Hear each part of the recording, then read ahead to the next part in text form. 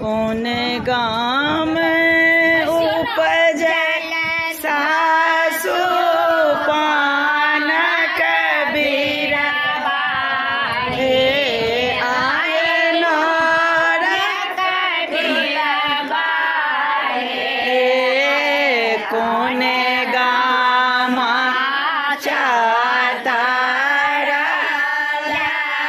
डारे रे अनमोल दुल आके निनिया घोड़ा हे अबम गाम उपजल सासु पान कबीर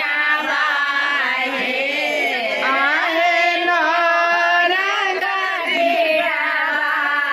हे पूर्णा बाजार चाता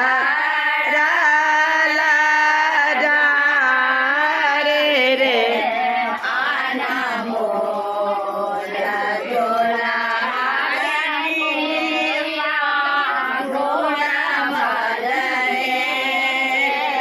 से हो पान खाए राजा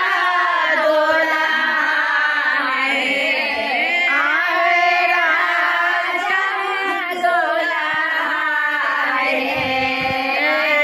रांगे लबाते सो मुख दात रे अनमोल दुल्हा के निनिया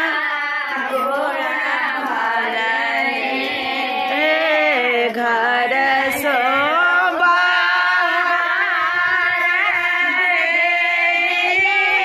माथे सोहागे हे आहे हे कहाँ मारा गल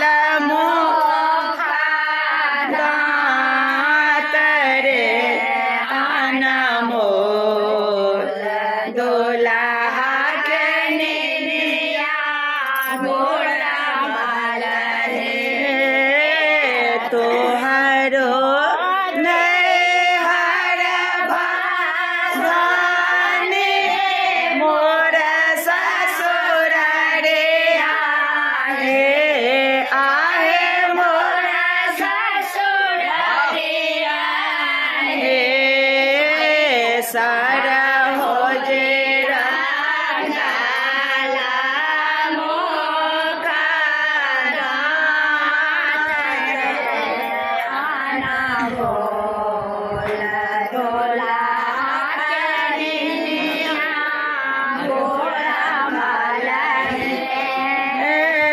मरी हो गे बर की भौजो तोरो जेठ भैया